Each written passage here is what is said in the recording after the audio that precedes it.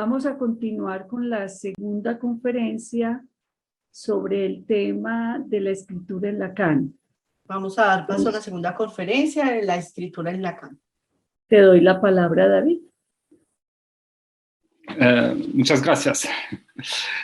Alors, ainsi que je l'évoquais donc à la fin de la première conférence, Así como lo estaba evocando al final de la primera conferencia, je souhaiterais à présent faire apparaître en quoi le style d'écriture de Lacan yo quisiera ahora destacar de qué manera el estilo de escritura de Lacan répond à une éthique de la lecture. responde a una ética de la lectura. Pour cela, rappelons d'abord que la lecture pour la psychanalyse Para esto, recordemos primero que la lectura para el psicoanálisis est à entendre comme pratique d'interprétation, tiene que entenderse como práctica de interpretación, de déchiffrage de ce qui se sera d'abord présenté comme énigmatique. de desciframiento de eso que de entrada se presenta como enigmático. À cette pratique de lecture, de déchiffrage, A esta práctica de lectura, de desciframiento, Lacan donna une portée éthique. Lacan le dio un alcance ético. Il le fit dans la clinique au sujet de la névrose autant que de la psychose. Él lo hizo en la clínica con respecto a la neurosis, pero también con respecto a la psicosis. Ainsi a-t-il pu souligner la dignité du sujet Así, él pudo subrayar la dignidad del sujeto qui, perdu dans les paradoxes de son désir, que, perdido en las paradojas de su deseo, désirera mieux s'y retrouver, écrit-il.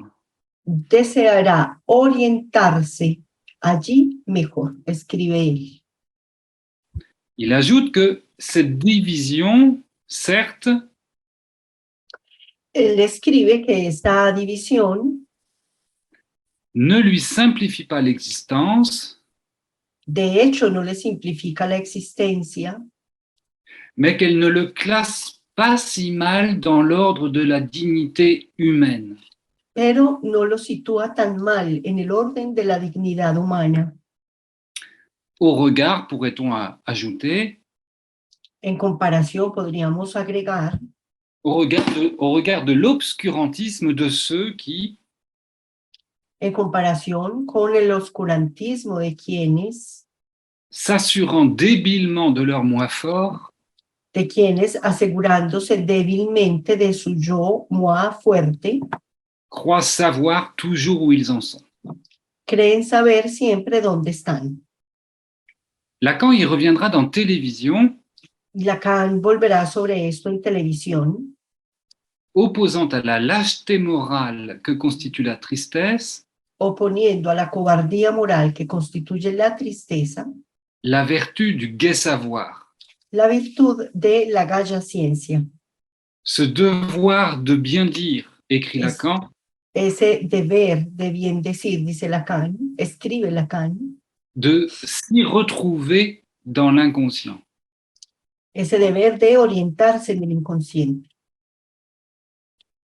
D'ailleurs, je pense à l'instant qui ne dit pas s'y trouver, s'y retrouver, il y a la répétition. Acabo de pensar que no dice encontrarse, sino reorientarse, o sea, está la repetición. Et il ajoute ce principe éthique, Y él agrega este principio ético: tu dois découvrir pourquoi cela t'arrive debes descubrir por qué esto te sucede, esto te pasa, et savoir ce que cela signifie. y saber lo que eso significa. Invitant donc le sujet à lire autrement Invitando al sujeto a leer de otro modo ce qui lui arrive pour mieux s'y retrouver. eso que le ocurre para orientarse allí mejor. La lecture en psychanalyse se corrèle donc à cet enjeu éthique. La lectura en psicoanálisis se correlaciona entonces con esta apuesta ética, ainsi formulée par Lacan. formulada de esta manera por Lacan. Tu peux savoir. Tú puedes saber.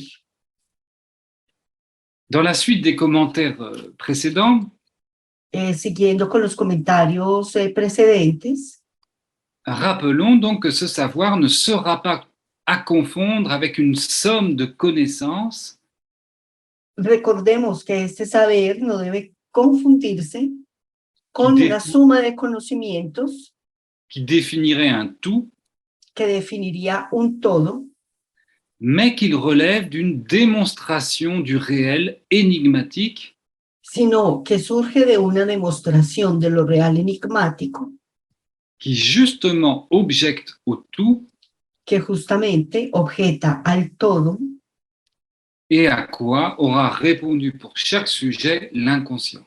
y a lo que habrá respondido para cada sujeto el inconsciente. En cela, la lecture consistera donc En este aspecto, la lectura consistirá entonces dans une pratique de déchiffrage de la lettre, en una práctica de desciframiento de la letra, qu'il s'agit d'un texte théorique ya se trate de un texto teórico ou du texte de l'inconscient lui-même. o bien de un texto del inconsciente mismo. Lacan a souvent insisté sur le fait que l'expérience analytique Así, Lacan habría insistido a menudo sobre el hecho de que la experiencia analítica consistait en cette pratique de déchiffrage consiste en esta práctica de desciframiento, invitant à revenir sur la barre invitando a volver sobre la barra qui sépare signifiant et signifié. que separa significante y significado. C'est là que se situe la lecture. Es aquí donde se sitúa la lectura. Elle est ainsi une invitation à lire autrement Y de esta manera es una invitación a leer de otra manera le savoir inconscient qui, par le symptôme, faisait signe au sujet. el saber inconsciente que por medio del síntoma hace signo para el sujeto.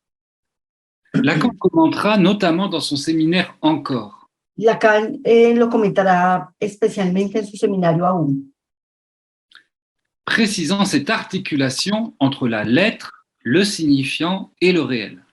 precisando esta articulación entre la letra, el significante y lo real. À la tienne, Monica. Ah oui, j'ai pris un petit café. Moi aussi. Estamos tomando café, perdón. Pour cela, il revient tout d'abord à la nécessité donc de ne pas comprendre.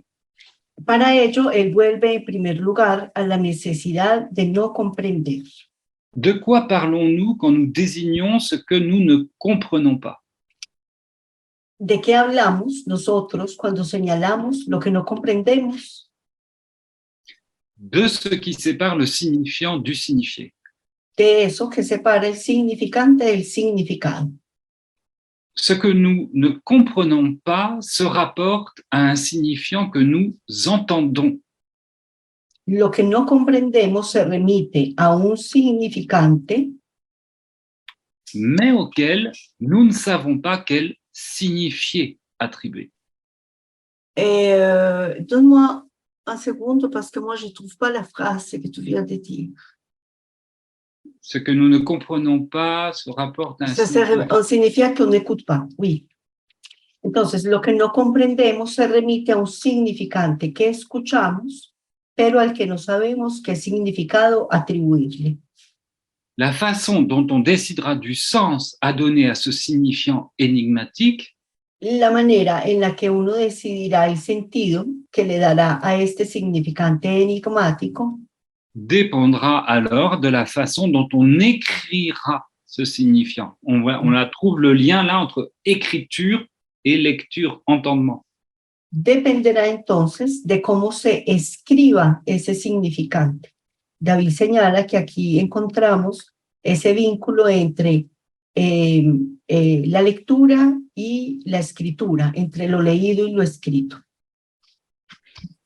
Ainsi, dit Lacan, Así dice Lacan, s'il y a quelque chose qui peut nous introduire à la dimension de l'écrit comme tel, si hay algo que puede introducirnos en la dimensión de lo escrito como tal, c'est nous apercevoir que le signifié n'a rien à faire avec les oreilles. es el hecho de percatarnos de que el significado no tiene nada que ver con las orejas, Mais seulement avec la lecture. con los oídos, sino solo con la lectura. La lecture de ce qu'on entend de signifiant. La lectura de lo que uno escucha de significante. L'écrit, donc, décide du sens. El escrito, por tanto, decide el sentido. Ça, c'est d'ailleurs su depuis toujours, et ça a fait la matière de bien des jeux de langage. Por cierto, esto siempre se supo, esto siempre se ha sabido y ha constituido la materia de gran parte de los juegos del lenguaje. Alors, je ne sais pas, Monica, si vous avez pu, je suis désolé, si vous avez pu réussir à traduire ensuite la phrase, l'exemple là que je donne. David pregunta si logramos traducir esta frase, la ponemos en la pantalla. Oui, on a réussi, on va les mettre sur l'écran. D'accord. Parce que, en effet, pas si simple, à moins de l'écrire, de décider du sens d'une phrase comme Porque, por ejemplo, no es tan simple, a menos que se lo escriba, decidir el sentido de una frase como. quand tu auras fini de monter, descendre, tu pourras descendre pour monter, monter. Obviamente en español esto no suena como en francés, en español queda así. Cuando hayas terminado de montar, descendrás cenizas, descendre suena en francés, aquí está en la diapositiva, suena a descender y cenizas, y luego cuando hayas terminado de montar, descender cenizas, podrás descender a montar mité. Lacan va choisir un autre exemple et pas n'importe lequel. Lacan va a escoger otro ejemplo y no es cualquiera. Deux ou deux, D''EUX. Él escoge el ejemplo de dos y de ellos. Exemple bien choisi en effet, puisqu'il viendra désigner le réel du non-rapport sexuel. Que es un ejemplo bien escogido, ya que viene a designar lo real de la no proporción sexual. Aquí está también en la pantalla 2, que es de, y de, que sería en español de ellos, que obviamente no tienen la homofonía en español. Ah oui. C'est-à-dire cette impossibilité à partir de deux, de faire un. Este ejemplo es bien escogido entonces porque designa lo real de la no relación proporción sexual, designa esa imposibilidad de, a partir de ellos, de dos, hacer uno. L'inconscient est donc ce qui, en réponse à cet impossible, viendra s'écrire. El inconsciente es lo que, en respuesta a este imposible, vendrá a escribirse. Et viendra s'écrire via les équivoques de la langue et qui donc restera à lire. Viene como respuesta para inscribirse vía los equívocos de la lengua y permanecerá para leerse. Il y a donc une nécessité à ne pas comprendre trop vite. Hay entonces una necesidad de no comprender demasiado rápido. Dans la mesure où cela reconduit à la barre entre signifiant et signifié. En la medida en que esto conduce de nuevo a la barra entre significante y significado. Et que de là pourra s'ouvrir la possibilité. Y que a partir de ahí podrá abrirse la posibilidad de donner à ce qui s'entendait d'autres lectures. De dar a lo escuchado otras lecturas. lesquelles lectures pourraient prendre acte du réel Lecturas que podrían tomar acto de lo real plutôt que de le boucher. en lugar de taponarlo. Il y a donc nécessité pour Lacan de prendre le texte au pied de la lettre, écrit-il. Entonces hay una necesidad de Lacan de tomar el texto al pie de la letra, dice él. Mais le prendre au pied de la lettre, non pas comme un slogan, justement. Tomarlo al pie de la letra, no como un eslogan precisamente.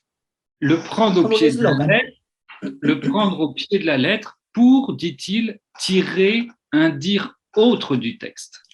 Tomarlo al pie de la letra para, dice él, extraer un decir otro decir del texto. À l'opposé du signifiant maître qui dirait le sens commun, En oposición del significante amo que diría el sentido como uno, común, cette exigence de lecture permettra de revenir à cette barre esta exigencia permitirá volver a esa barra, cette barre qui sépare signifiant et signifié, que separa significante y significado, pour réinterroger à la lettre ce qui s'est écrit. para volver a interrogar al pie de la letra lo que se escribió. On voit donc apparaître un croisement Aquí vemos aparecer un cruce entre l'abord du savoir inconscient et l'abord du savoir théorique.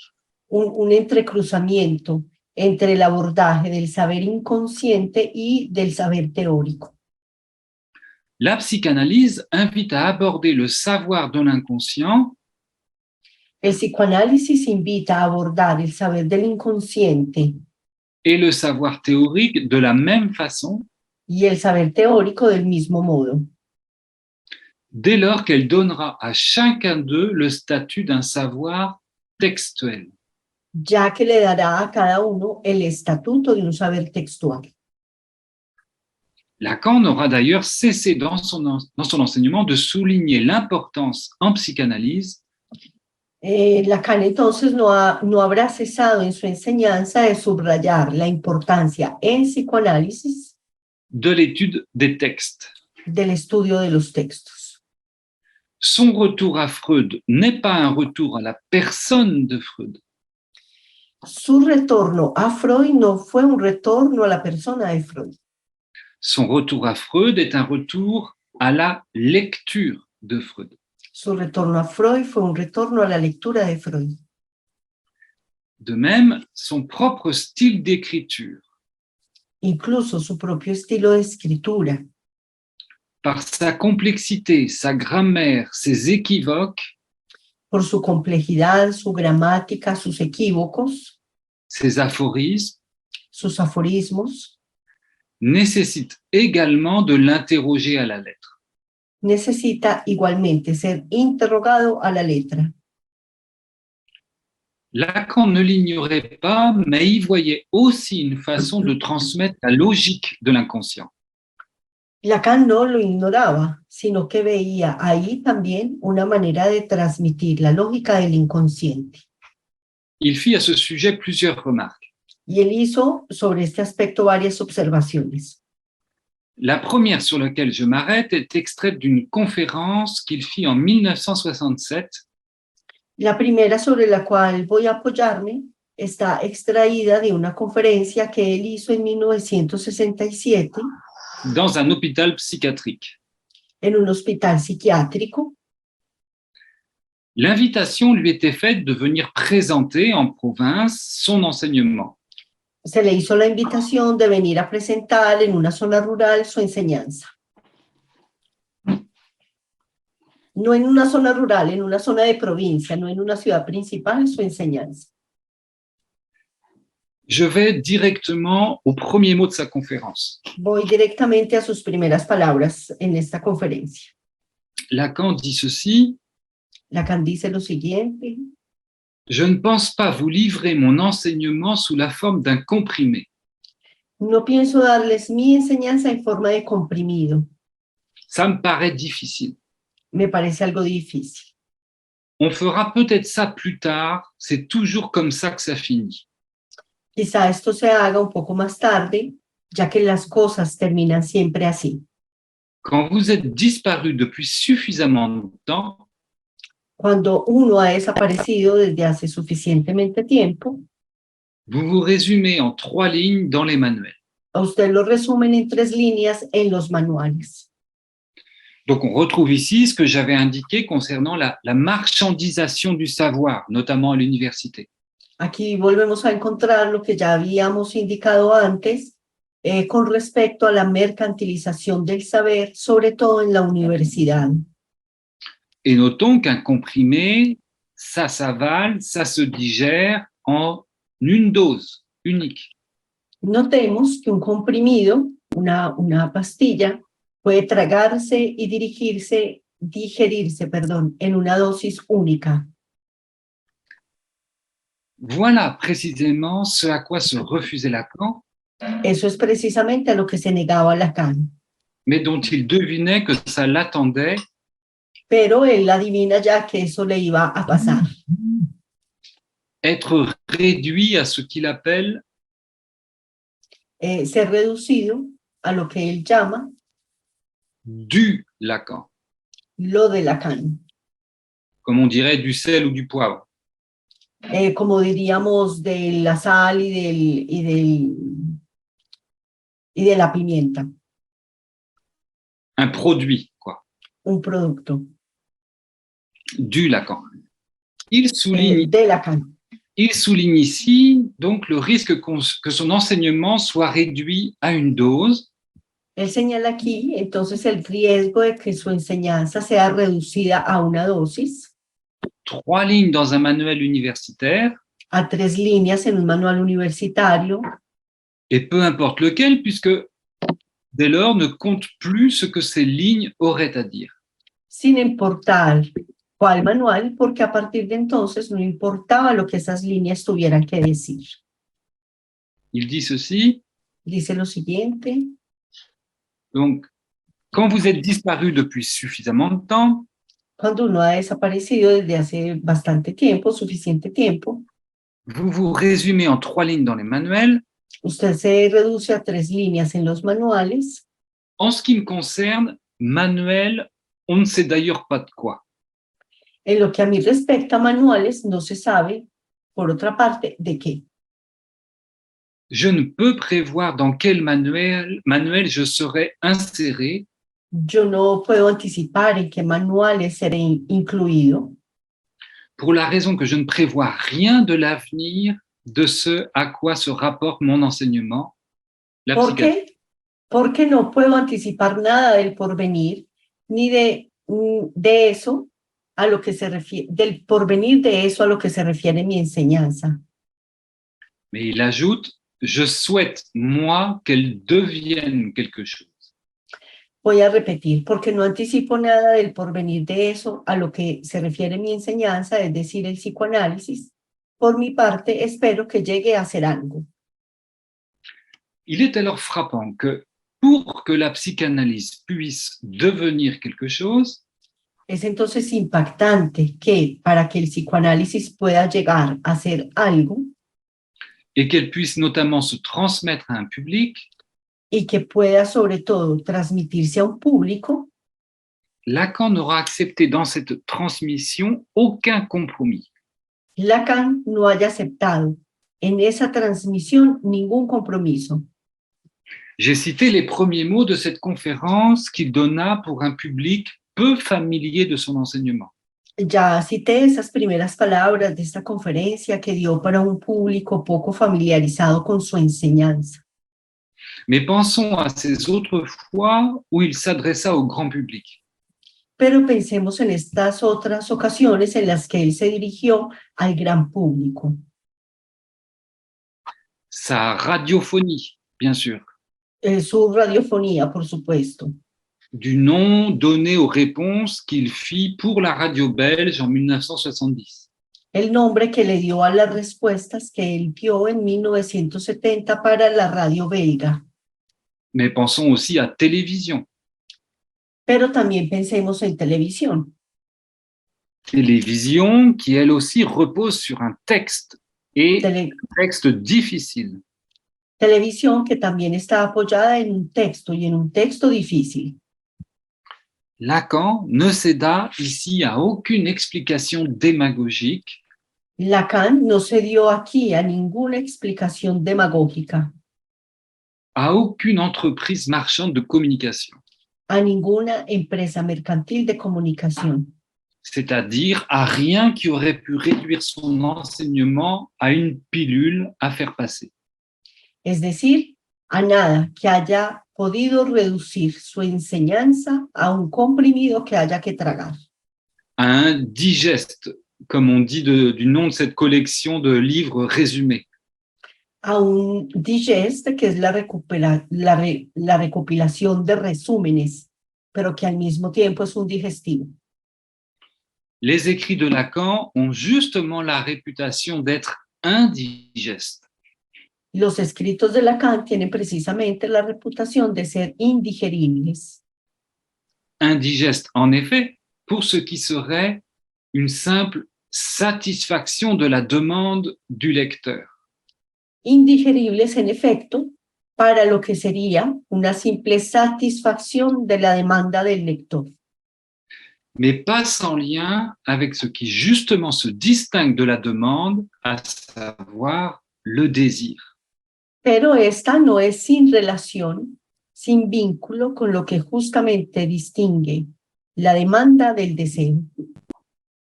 No, perdón, pero no sin vínculo con lo que justamente se distingue de la demanda, el deseo. J'en déduis que Lacan, par son style d'écriture et sa complexité, Yo deduzco de eso que Lacan, por su estilo de escritura y su complejidad, entendait non pas satisfaire une demande de lecteur, pensaba no satisfacer una demanda del lector, mais produire un désir de lecture. sino más bien producir un deseo de lectura. Lacan entend échapper à ce qui serait la satisfaction de la demande du lecteur. Lacan piensa escapar a lo que sería la satisfacción de la demanda del lector, Pressé de comprendre, lector urgido por comprender, pour mieux susciter en lui l'émergence d'un désir de lecture.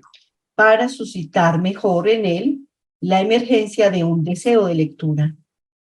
À cet égard, donc, pas moyen de posséder Lacan. A este respecto, entonces, en efecto, no hay manera de poseer a Lacan. Pour moi-même et beaucoup d'autres qui n'avons pas connu la personne de Lacan, Para mí mismo y para muchos otros que no conocimos la persona de Lacan, mais qui avons la possibilité de faire l'expérience de sa lecture, pero que tenemos la posibilidad de hacer la experiencia de su lectura, je lui suis reconnaissant d'avoir finalement tout fait yo le agradezco, le reconozco finalmente que haya hecho todo lo posible pour que, par son style même d'écriture, todo lo posible para que en su mismo estilo de escritura il continue de nous échapper, toujours autre, affine à l'objet de l'inconscient. por su mismo estilo de escritura se nos siga escapando y siga siendo siempre otro, afín al objeto del inconsciente. Il y a bien sûr de ce qui, dans le style de Lacan, lui est personnel. Por supuesto, está lo que en el estilo de Lacan le es personal. Il le reconnaissait lui-même, disant « Mon style est ce qu'il est ». Él lo reconocía a él mismo y decía, mi estilo es lo que él es. Mais il ajoutait cependant, Y a esto le agregaba, sin embargo, quelles que soient les déficiences qui puissent intervenir de mon fait personnel, cualesquiera que sean las deficiencias que puedan intervenir debidas a mí personalmente, il y a aussi dans les difficultés de ce style hay también en las dificultades de este estilo quelque chose qui répond à l'objet même dont il s'agit. Hay algo que responde al propio objeto en cuestión. Il y a donc dans la difficulté du style de Lacan ce qui lui est personnel. Entonces, hay en la dificultad del estilo de Lacan lo que le es personal, Mais il y a également derrière cette difficulté une stratégie. pero igualmente hay detrás de esa dificultad una estrategia, Une façon particulière de s'accorder à l'objet même de ce dont il parle. una manera particular de compaginarse al objeto mismo del que él habla, Et pour produire quelque chose chez le lecteur qui favorise la transmission de la psychanalyse. y para producir algo en el lector que favorece la transmisión del psicoanálisis. Il y en avait un d'ailleurs qui avait parfaitement remarqué cela et qui l'énonça explicitement 2 jours après la mort de Lacan. Esto, por cierto, alguien lo había notado perfectamente y lo enuncia de manera explícita solo 2 días después de la muerte de Lacan. Il s'agit de Michel Foucault qui, dans un entretien paru dans un journal italien, Se trata de Michel Foucault, que en una entrevista en un periódico italiano, confiait ceci: él confiesa esto. Je pense que l'hermétisme de Lacan est dû au fait Pienso que el hermetismo de Lacan es debido al hecho qu'il voulait que la lecture de ces textes ne soit pas simplement une prise de conscience de ses idées, Pienso que el hermetismo de Lacan es debido al hecho de que él quería que la lectura de sus textos no fuera simplemente una toma de conciencia. il voulait que, poursuit Foucault, Una toma de conciencia de sus ideas. Él quería que, continúa Foucault, il voulait que le lecteur se découvre lui-même comme sujet de désir à travers cette lecture. él quería que el lector se descubriera a sí mismo como sujeto de deseo a través de esa lectura. Le style de Lacan n'invite donc pas simplement à s'intéresser à ses idées, mais à faire l'expérience d'une lecture si on suit Foucault. El estilo de Lacan no invita a interesarse simplemente por sus ideas, sino a que se tenga la experiencia de una lectura, si seguimos a Foucault. Donc, ne pas comprendre ainsi qu'il reconduit le style même de Lacan, Así entonces, no comprender cómo nos reconduce al propio estilo de Lacan est une invitation à remonter au signifiant à l'état pur, es una invitación a volver al significante en su estado puro, dans sa dimension de l'être. en su dimensión de letra. Et cela pour pouvoir interroger et réouvrir ses signifiés possibles, ses lectures possibles. Y ello para poder cuestionar y reabrir sus posibles significados, sus posibles lecturas. En cela, il y a donc bien, ainsi que Lacan forgea la formule, En esto entonces hay precisamente como Lacan lo acuñó en la siguiente frase, un pouvoir d'illecture de ses écrits. un poder de y lectura de sus escritos.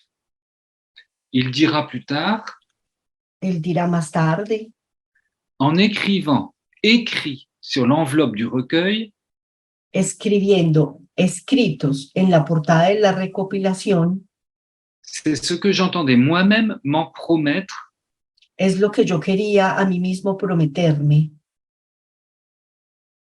un écrit, à mon sens, est fait pour ne pas se lire. Un escrito, en mi opinión, está hecho para no ser leído. C'est que ça dit autre chose. Es porque eso dice otra cosa. Donc, ces écrits sont à ne pas lire, Sus escritos no son para ser leídos si lire est aussitôt comprendre alors que ça dit autre chose. si leer es comprender inmediatamente, mientras que eso dice otra cosa. la psychanalyse, dans sa dimension clinique, théorique, El psicoanálisis en su dimensión clínica, teórica, invite ainsi à revenir à l'incompréhension de départ, là où ça s'écrit. invita así a retornar a la incomprensión del inicio, allí donde eso se escribe.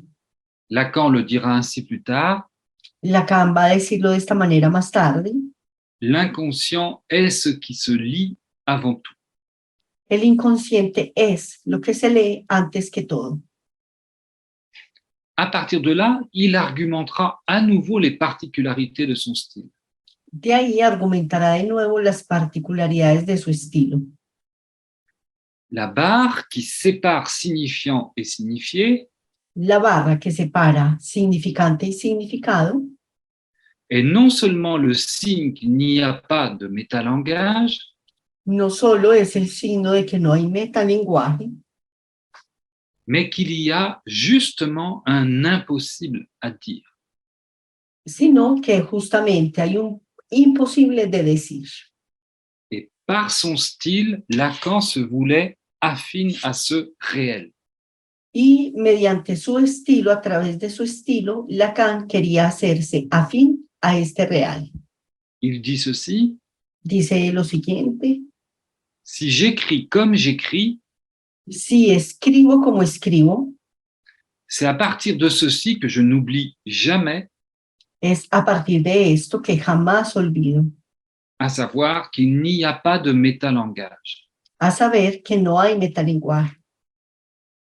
Et il ajoute, Él agrega: en même temps que j'énonce certaines choses sur les discours, al mismo tiempo que enuncio algunas cosas sobre los discursos, il faut que je sache que d'une certaine façon, c'est impossible à dire.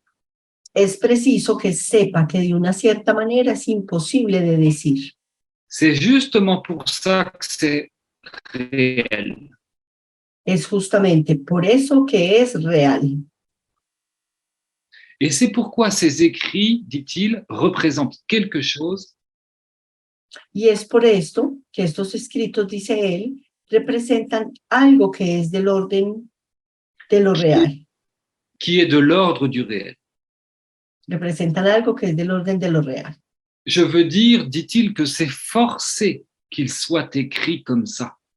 Quiero decir que es forzado que estén escritos así.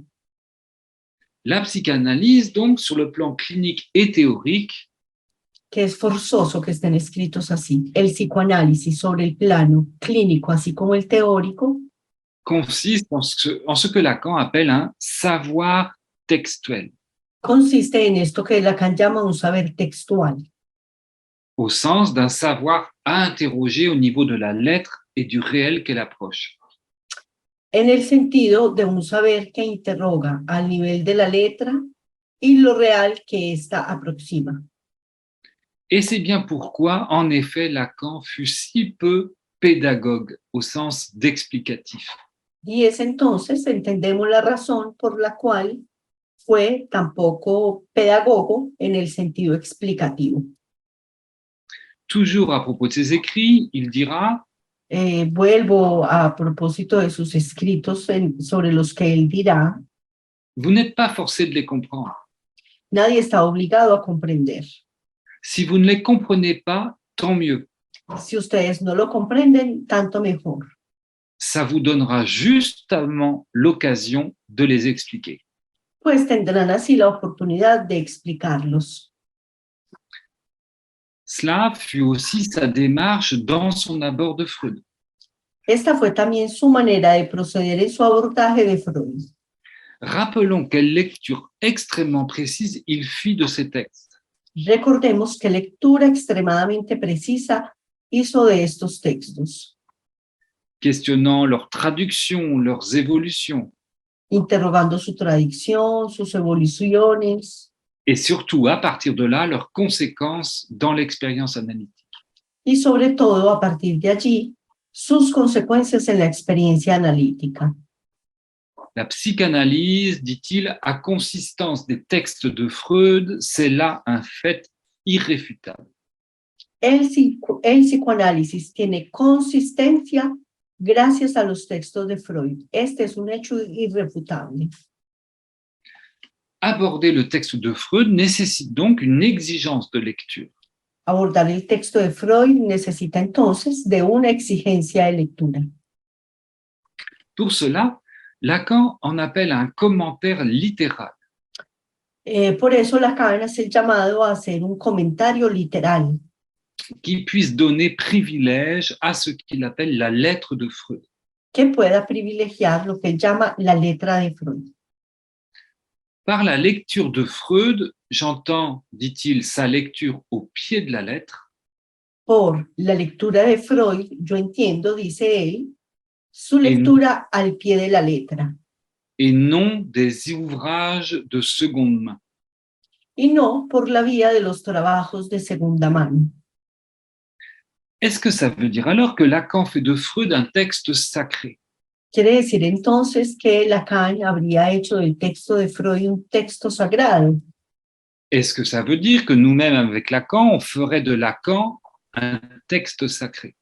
Querría decir que nosotros mismos con Lacan haríamos de Lacan un texto sagrado. Lacan répond tout le contraire. Lacan responde todo lo contrario, Puis, puisqu'il précise ceci, ya que él precisa lo siguiente. c'est là où l'on en prend à son aise avec elle, la lettre de Freud, Cuando uno se toma libertades con ella, con la letra de Freud, qu'on y apporte une sorte de sacralisation es cuando se le aporta una especie de sacralización fort compatible avec son ravalement à un usage de routine. muy compatible con su reducción a un uso de rutina. Vous voyez, autrement dit, l'idée c'est que à lire Freud ou Lacan, c'est à lire Freud ou Lacan en diagonale qu'on les sacralise. Es decir, otra manera de decirlo, cuando uno lee a Freud o a Lacan de una manera diagonal, es de esa manera que se los sacraliza. Et qu'on en fait des ritournelles. Y cuando hacemos ritornelos. Et que, au contraire, plus on les questionne à la lettre, Y al contrario, más uno los cuestiona a la letra, plus on les désacralise. más logramos desacralizarlos.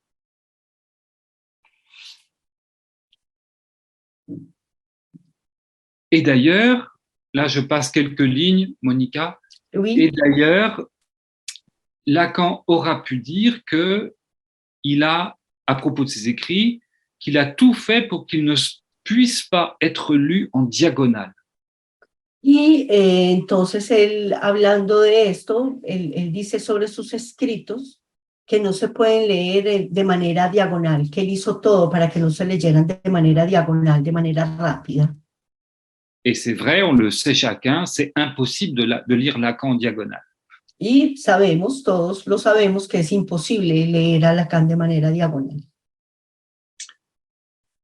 De même que le texte de Freud n'a rien d'un ronron, dit Lacan, Es lo mismo, al igual que el texto de Freud no tiene nada de ronroneo, Lacan entendait aussi par son écriture Lacan pensaba también que por medio de su escritura aller contre les effets de suggestion et d'endormissement.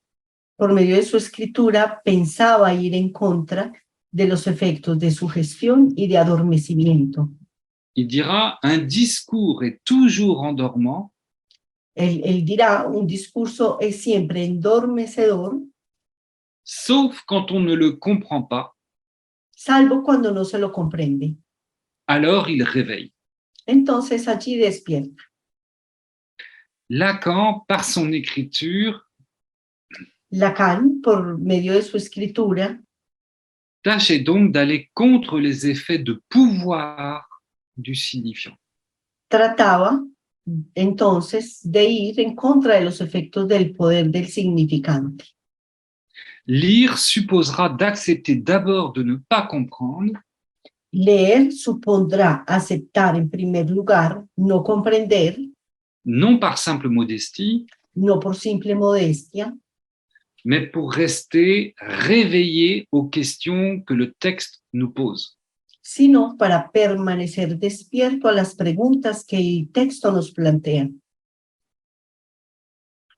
Donc, je passe au paragraphe suivant, Monica. À Oui. suivre cette démonstration, Entonces, siguiendo pues lo aquí expuesto, la lecture, à entendre ici comme prise à la lettre, la lectura, entendida aquí como tomada a la letra, va contre l'effet de pouvoir et de suggestion du signifiant. va contra los efectos de poder y de la sugestión. La suggestion est bien en effet une façon d'imposer un sens et un seul. La sugestión es precisamente una manera de imponer un sentido y un sentido único. On saisit ici les réticences de Lacan à l'égard d'une transmission de la psychanalyse qui soit trop explicative. Captamos en esto las reticencias de Lacan con respecto a una transmisión del psicoanálisis que sea muy explicativo. Le philosophe Jacques Rancière, dans son livre Le Maître ignorant, El filósofo Jacques Rancière, en El Maestro Ignorante, el libro se llama El Maestro Ignorante, nous alertait aussi sur les dangers de cette volonté pédagogique que constitue l'explication, nos alertaba también sobre los peligros de esta voluntad pedagógica que constituye la explicación et ses effets de suggestion, voire de commandement. y sus efectos de sugestión, incluso de mandato. Le maître, écrit Rancière, El maestro, escribía Rancière, est toujours un maître explicateur. es siempre un maestro explicador. Le souci du pédagogue est, La preocupación del pedagogo es, le petit comprend-il? el niño comprende, Il ne comprend pas. no comprende. Je trouverai des manières nouvelles de lui expliquer, Encontraré nuevas maneras de explicarle, plus rigoureuses dans leurs principes, más rigurosas en sus principios, plus attrayantes dans leur forme, más atractivas en su forma, et je vérifierai qu'il a compris. y verificaré que haya comprendido. Noble souci. Noble preocupación. Malheureusement, poursuit Rancière, Por desgracia, sigue el autor, c'est justement ce petit mot es precisamente esa palabra, ce mot d'ordre des éclairés esa palabra, ese mandato de los iluminados, ce petit mot comprendre esa palabra comprender, qui fait tout le mal. la que produce todo el daño. C'est lui qui arrête le mouvement de la raison. Es la que detiene el movimiento de la razón, Détruit sa confiance en elle-même, destruye su confianza en sí misma, la met hors de sa voie propre es la que desvía de su propio camino, en brisant en deux le monde de l'intelligence, partiendo en dos el mundo de la inteligencia, en instaurant la coupure de l'animal tâtonnant al instaurar el corte entre el animal que tantea au petit monsieur instruit y el jovencito instruido, du sens commun de la science. entre el sentido común y la ciencia. Le philosophe conclut, Y para concluir, él dice, dès lors qu'est prononcé ce mot d'ordre de la dualité, a partir de que se ha pronunciado el mandato de la dualidad, tout perfectionnement dans la manière de faire comprendre todo perfeccionamiento en la manera de hacer comprender cette grande préoccupation des méthodistes et progressistes esta gran preocupación de los metodistas y progresistas est un progrès dans l'abrutissement. es un progreso en el embrutecimiento. Ainsi, l'exigence de lecture à laquelle on appelle Lacan Así, la exigencia de lectura a la que convocaba Lacan va contre l'explication qui serait suggérée par l'autre du bon sens, que convocaba Lacan va en contra de la explicación que sería sugerida por el otro del sentido común, pour en lieu et place favoriser chez le lecteur le désir d'expliquer lui-même, par lui-même, l'énigme rencontrée. para que en vez de favorecer en el lector el deseo de explicarlo por sí mismo, el enigma sea encontrado. Donc, la lecture contre la suggestion, Sería entonces la lectura en contra de la sugestión, aussi bien que la lecture contre l'idéalisation asimismo la lectura contra la idealización et la sacralisation du savoir. y la sacralización del saber. Je rappelle la phrase que j'ai citée, Le recuerdo la frase que cité: c'est là où l'on en prend à son aise avec la lettre de Freud es cuando uno se toma libertades con ella, con la letra de Freud, qu'on y apporte une sorte de sacralisation. es cuando se le aporta una especie de sacralización.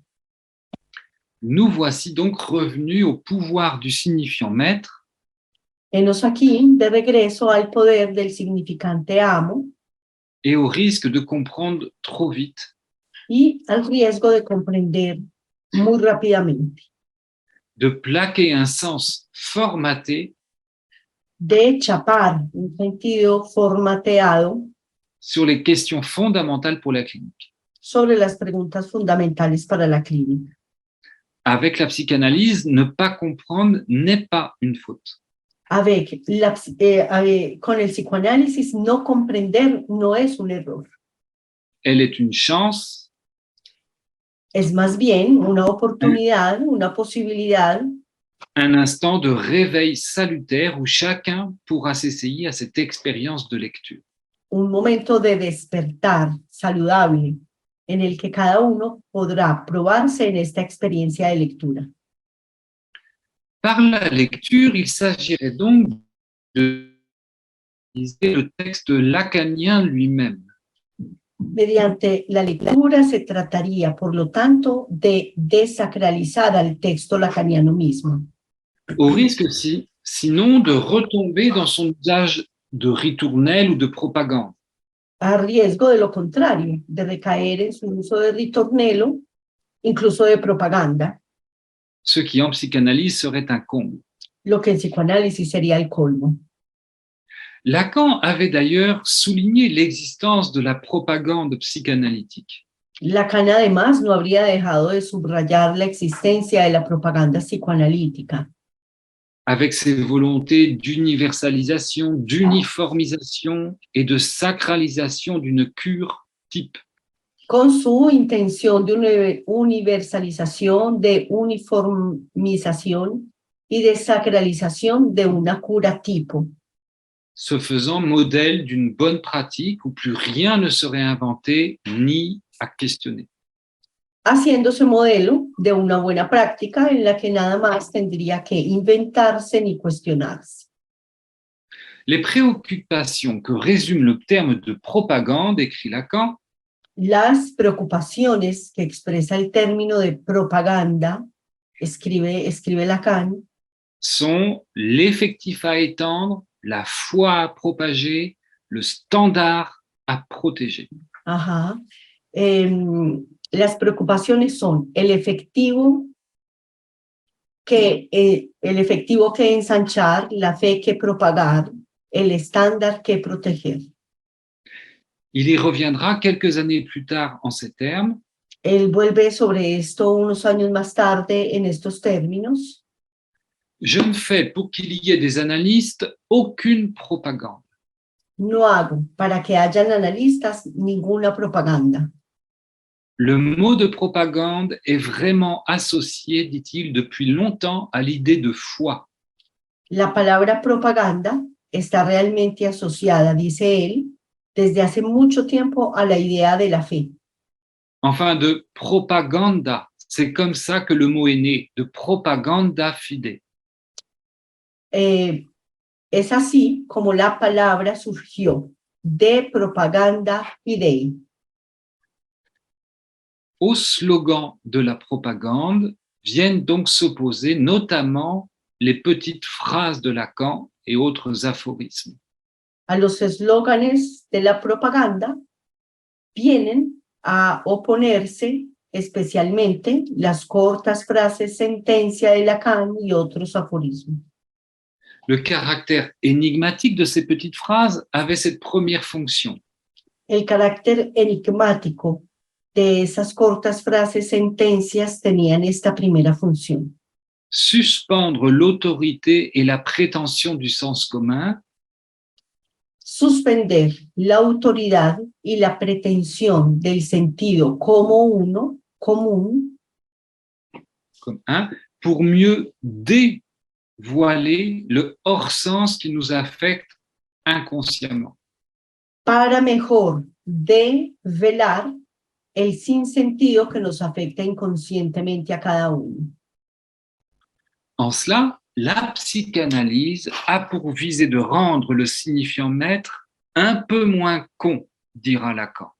En este aspecto, el psicoanálisis tiene como objetivo hacer al significante amo un poco menos tonto, dirá Lacan, Au sens où il définissait la connerie, à savoir un bouche-trou.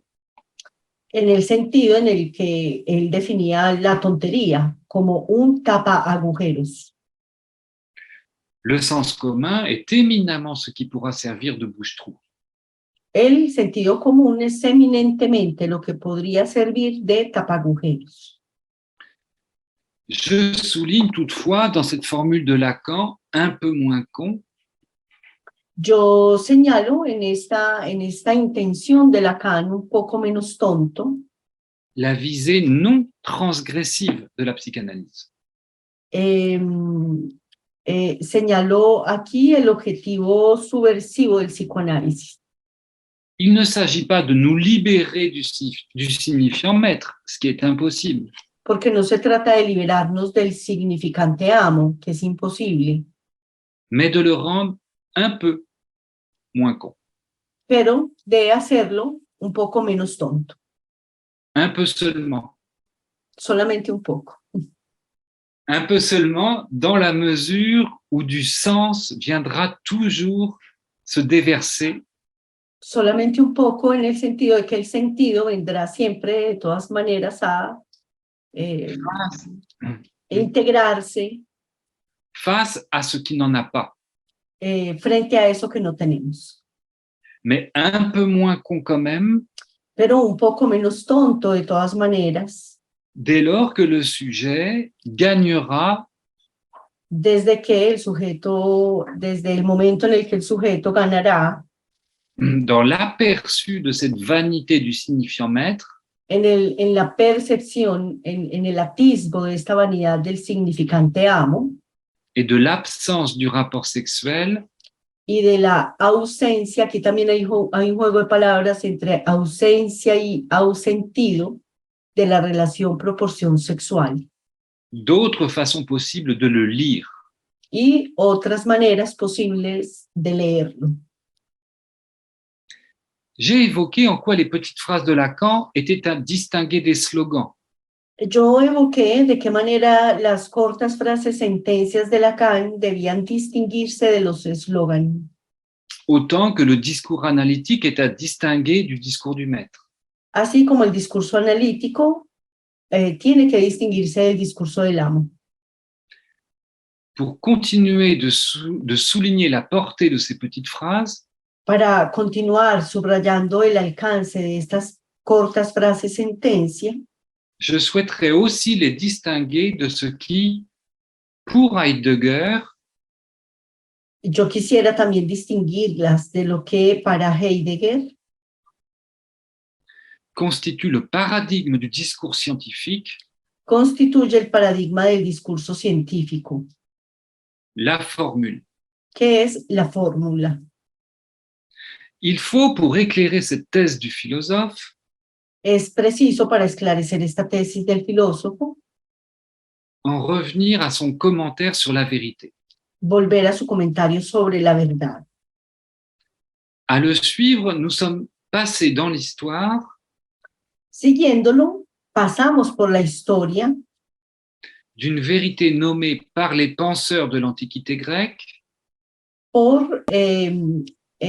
por la historia de una verdad nombrada por los pensadores de la antigüedad griega, donc une vérité nommée aletheia, una verdad nombrada aletheia, à une vérité qui a été nommée par la suite veritas. que más tarde fue nombrada como veritas. L'aletheia, démontre Heidegger, La aletheia, demuestra Heidegger, consiste en un dévoilement. la aletheia, demuestra él, consiste en un develamiento, C'est-à-dire en une vérité qui, une fois dévoilée, se révélera toujours pour une part encore voilée. es decir, en la verdad que, una vez develada, se revelará siempre para una parte todavía velada. D'où ce terme de trait d'union, voilement. De ahí ese término de rayita, velamiento. À cela se sera ensuite opposée la vérité au sens de la veritas, Excuse-moi, David, je l'écris sur le chat pour que Oui, tout le monde vas-y. puisse le lire.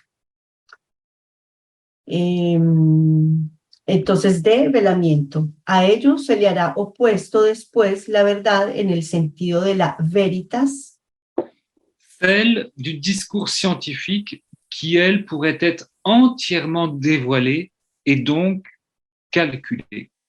la veritas, la del discurso científico que podría ser completamente develada y por lo tanto calculada. Il y a dans le discours scientifique le fantasme, dit Heidegger, Hay en el discurso científico el fantasma, dice Heidegger, de la pensée exacte, laquelle s'attache uniquement au calcul. el fantasma del pensamiento exacto, el cual únicamente se liga al cálculo. Heidegger insiste alors sur le caractère dévorant de cette idéologie du calcul. Heidegger insiste entonces sobre el carácter devorador de esta ideología del cálculo. La pensée calculante non seulement s'oblige elle-même à l'obligation de tout maîtriser, El pensamiento que calcula no solamente se obliga a sí mismo a la obligación de dominarlo todo, mais sera sans fin dès lors qu'un incalculable se dérobera toujours à elle. sino que será infinito, ya que un incalculable lo obstaculizará siempre. Il s'agit donc d'un savoir qui consomme et se dévore lui-même continuellement. Se trata entonces de un saber que se consume y se devora a sí mismo continuamente. Il apparaît ainsi, derrière cette course au calculable, Así resulta que detrás de esta carrera de lo calculable une volonté de puissance au sens que Nietzsche donnera à ce terme. hay una voluntad de poder en el sentido que Nietzsche le dará a este término, Une puissance visant à posséder la toute vérité, un poder pretendiendo poseer toda la verdad, ainsi réduite à un objet de consommation utile. verdad de esta manera reducida a un objeto de consumo o a un objeto útil. Vouloir comprendre sera aussi à entendre au sens de comprendre, de saisir.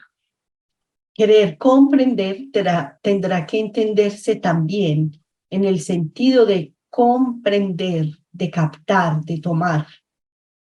Or, qu'est-ce que cela, sinon au terme, la volonté de dominer et de détruire la chose même que l'on voulait comprendre?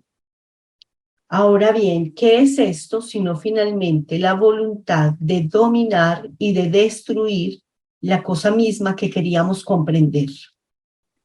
Il y a, attendez, juste, je ferme juste une porte, excusez-moi une seconde. Oui. Un minutico que él va a cerrar una puerta.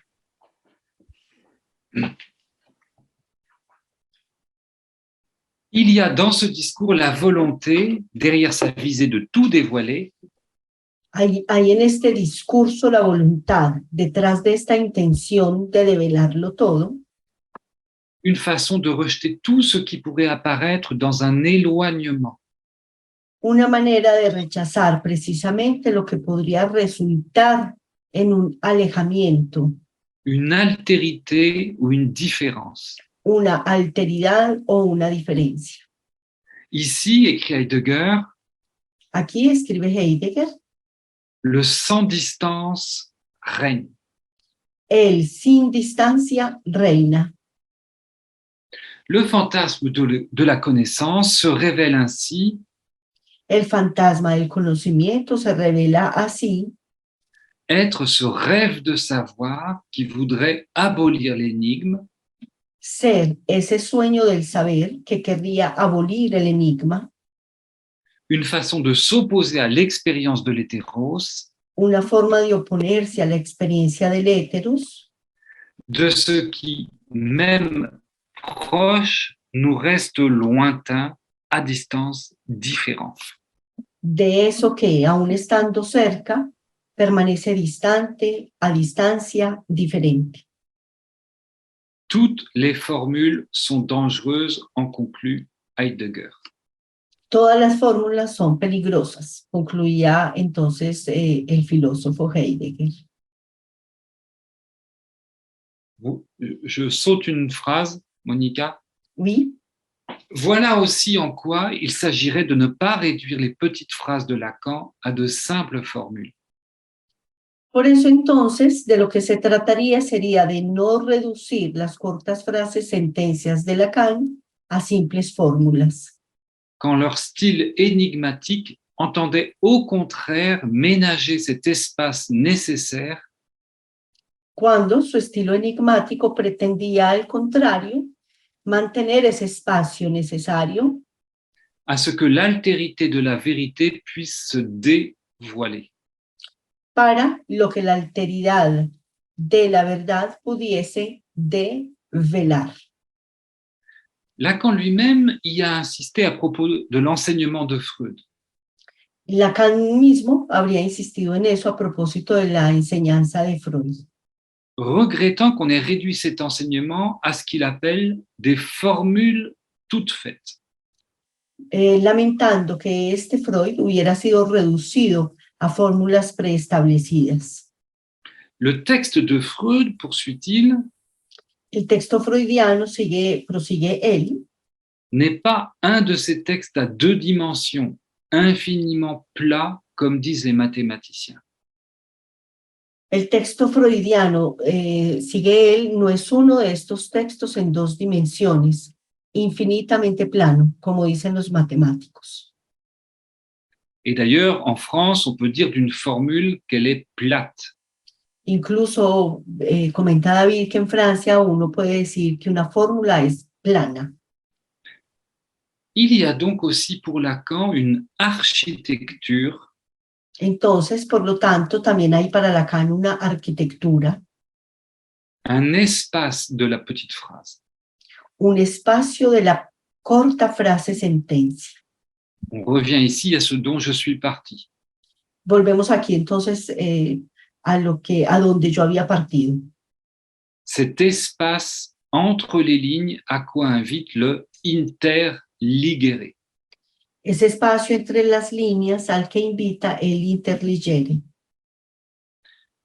Il ne s'agira pas d'en attendre la révélation de la toute vérité, No se trata entonces de esperar la revelación de la toda verdad, mais d'y situer l'enjeu éthique d'une lecture sino de situar allí la puesta ética de una lectura quand celle-ci implique un questionnement qui fasse place à l'altérité et au mi-dire d'une vérité. cuando esta implica un cuestionamiento que le haga lugar a la alteridad y al medio decir de una verdad. J'en conclus que chez Lacan, Concluyo que en Lacan, la petite phrase est pudique, la corta frase sentencia es púdica, au sens où Heidegger et Lacan auront redéfini la pudeur. en el sentido en el que Heidegger y Lacan redefinieron el pudor, En faisant de la pudeur l'affect signe haciendo del pudor el afecto que indica, el afecto signo de ce que la vérité ne peut être que des traits d'union voilés. el afecto que indica lo que de la verdad no puede ser más que de rayita velado. Cet éloignement structural, cette altérité de la vérité que l'on ne peut posséder, Este alejamiento estructural, esta alteridad de la verdad que no se puede poseer, sont ce que la formule, dans sa fureur de résoudre, veut supprimer. es lo que la fórmula, en su furor de resolver, quiere suprimir. En cela, il se pourrait qu'il y ait aussi derrière le fantasme de la formule Por esta razón, podría que haya también detrás del fantasma de la fórmula un mépris, un desprecio, une haine un odio envers l'altérité de la vérité. hacia la alteridad de la verdad. Michel Foucault dira lui-même Michel Foucault dirá él mismo, méchanceté radicale de la connaissance. maldad radical del conocimiento. À l'opposé donc de la platitude de la formule ou du slogan, Contrariamente a lo plano o lo aplanado de la fórmula y del eslogan, qui voudrait produire une totalité, que querría producir una totalidad, il faut alors souligner ce que la petite phrase devrait laisser advenir, à savoir des différences. es preciso que subrayemos lo que la corta frase sentencia debería dejar advenir, las diferencias. Michel Foucault en démontra la logique dans ses remarques sur la fonction de l'auteur. Michel Foucault demostró esta lógica en sus observaciones sobre la función del autor, Plus précisément sur ceux qu'il nomme les fondateurs de discursivité, más precisamente sobre aquellos a los que nombra como fundadores de discursividad, parmi lesquels il situe Freud et Marx. entre los que sitúa a Freud y a Marx.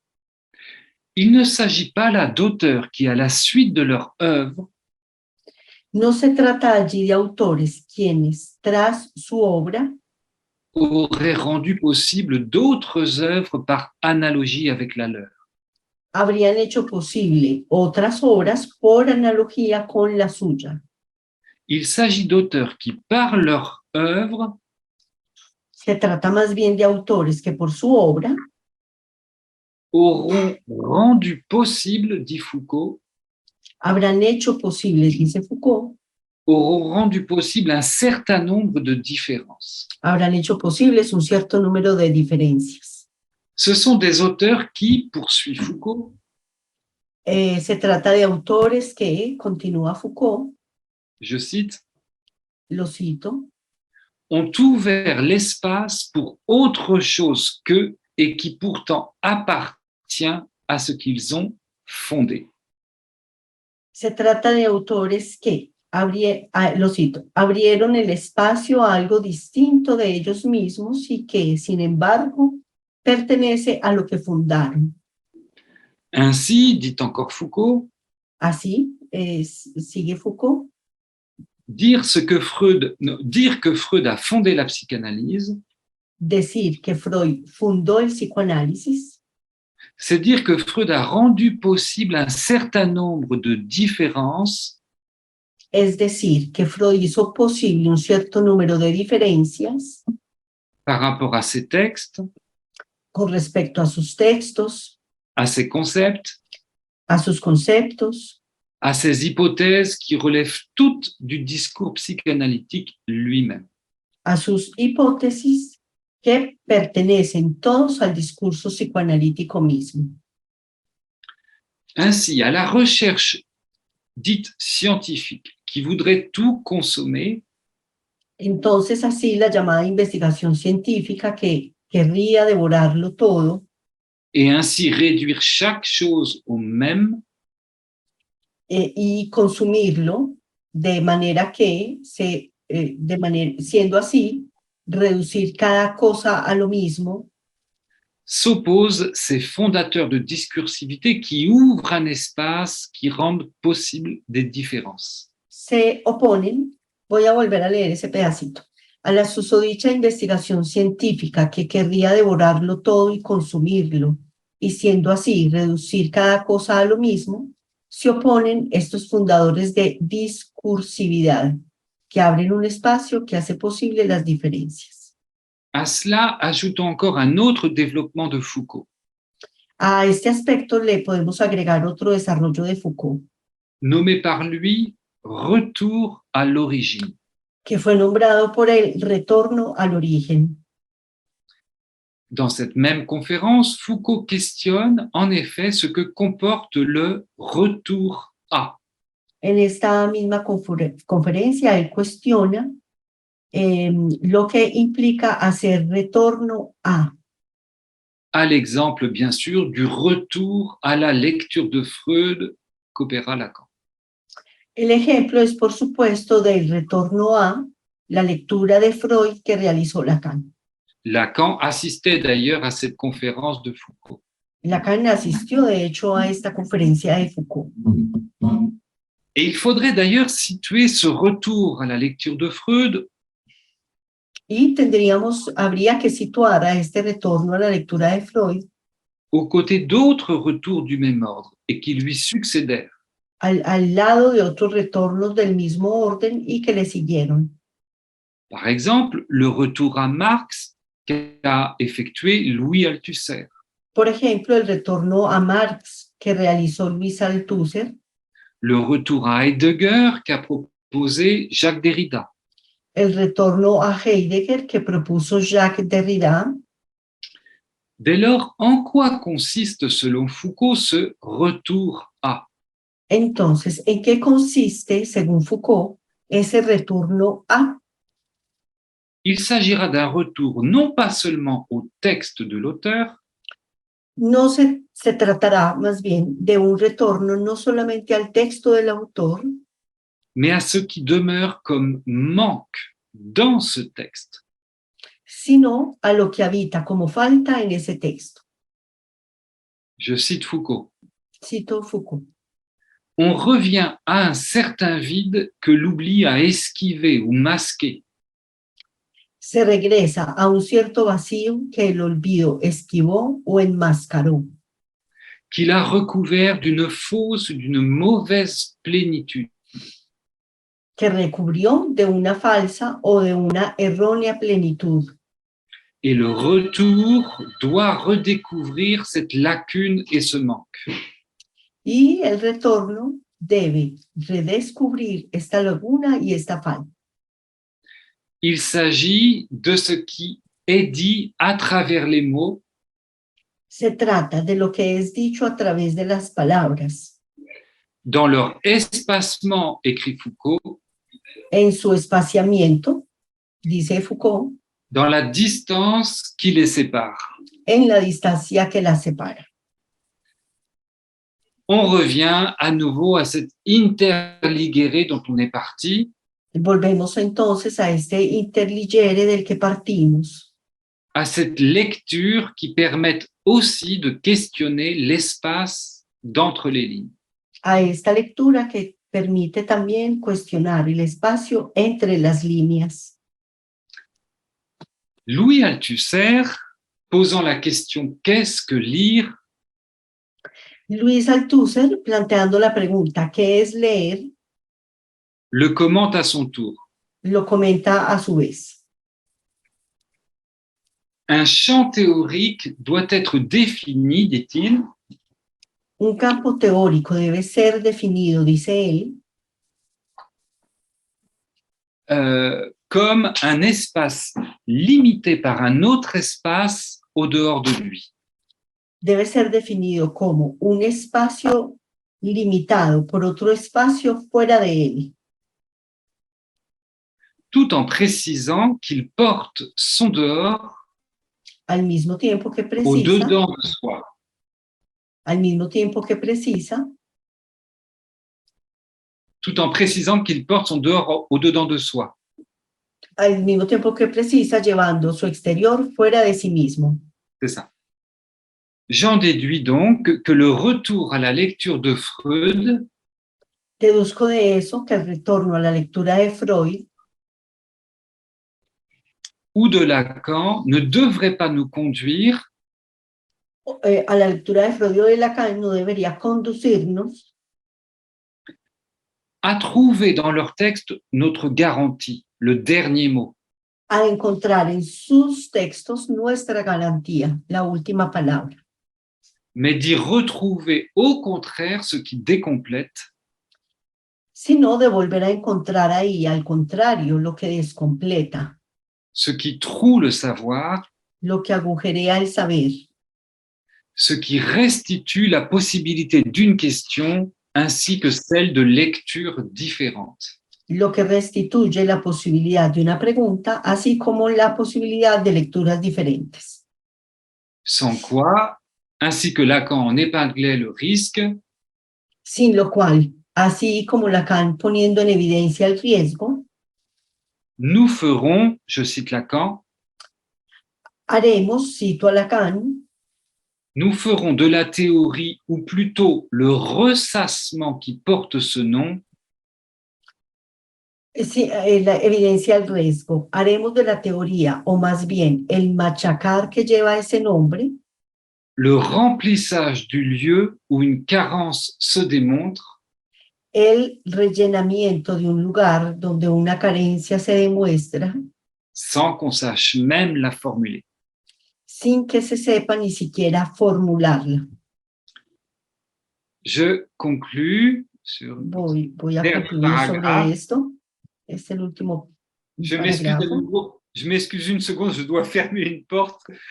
C'est les aléas de la visio. Ya fue el problema. Va a cerrar otra vez la puerta.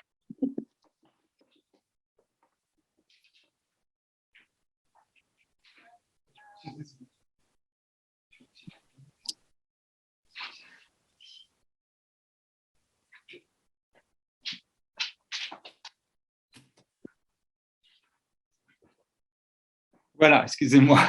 Oui, vas-y. Les enfants à côté. Enfin... Los chicos están abriendo la puerta.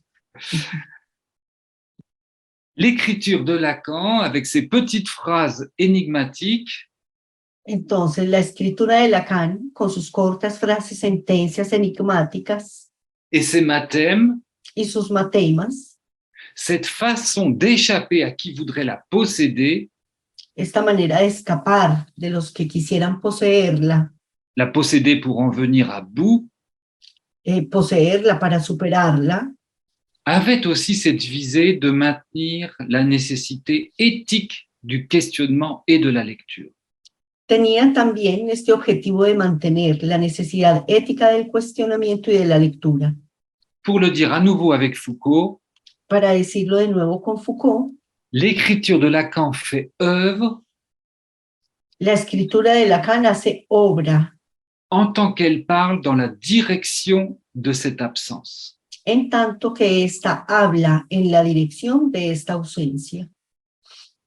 Du fait de cette absence qu'elle ne cesse pas d'approcher, de cerner, Ausencia que no deja de aproximar, de acercarse, de discernir, elle est aussi une invitation à désacraliser ce texte. y que también es una invitación a desacralizar este texto. Pourquoi dès lors ne pas rapprocher cette désacralisation du texte de Lacan ¿Por qué no? De hecho, ¿por qué no acercar esta desacralización del texto de Lacan de ce que Giorgio Agamben disait de la profanation? de lo que decía Giorgio Agamben sobre la profanación. La profanation, dit-il, La profanación, dice él, consiste dans un passage du sacré au profane, consiste en un pasaje de lo sagrado a lo profano. le profane étant ce qui restitue une possibilité de l'usage. Siendo lo profano lo que restituye una posibilidad del uso. L'exemple type de cette profanation, dit-il, El ejemplo tipo de esta profanación, dice él, est le jeu. es el juego. Le jeu même qu'invente l'enfant dans sa façon de jouer et d'interroger les choses. Incluso el juego que inventa el niño en su manera de jugar y de interrogar las cosas. Profaner le texte de Lacan, donc, mais pour en retrouver l'usage et ses satisfactions. Profanar el texto de Lacan, entonces, para reencontrar el uso y sus satisfacciones. Et pour cela, ainsi qu'il le fit avec Freud, le questionner à la lettre. Y para esto, así como él lo hizo con Freud, cuestionarlo a la letra. Passer l'étonnement de la petite phrase Pasar del asombro de la corta frase sentencia advient la possibilité de s'autoriser à ce travail de lecture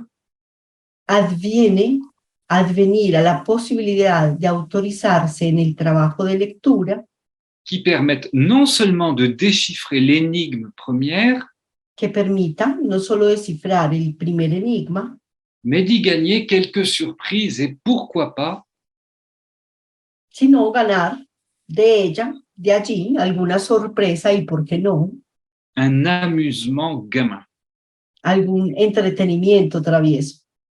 La petite phrase est donc ce qui fondamentalement se refuse au dernier mot.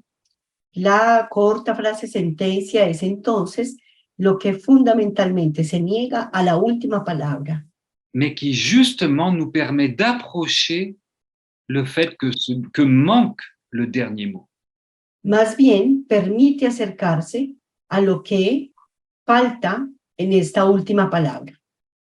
En cela, avec Lacan, En esto con Lacan, la petite phrase se distingue de l'idéologie, la corta frase de sentencia se distingue de la ideología, du slogan, del eslogan, mais aussi de l'insulte.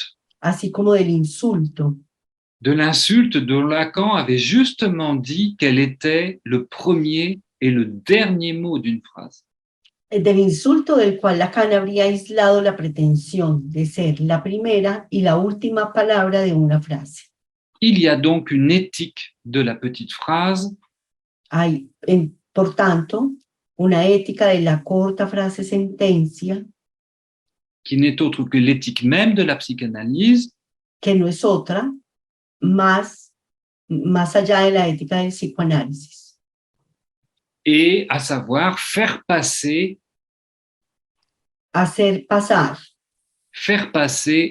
je cite Lacan, un savoir qui ne fut un hommage à aucun pouvoir. Hacer pasar, cito a Lacan, un saber que no hizo homenaje a ningún poder. Voilà, je vous remercie encore et merci à nouveau à Monica pour la traduction.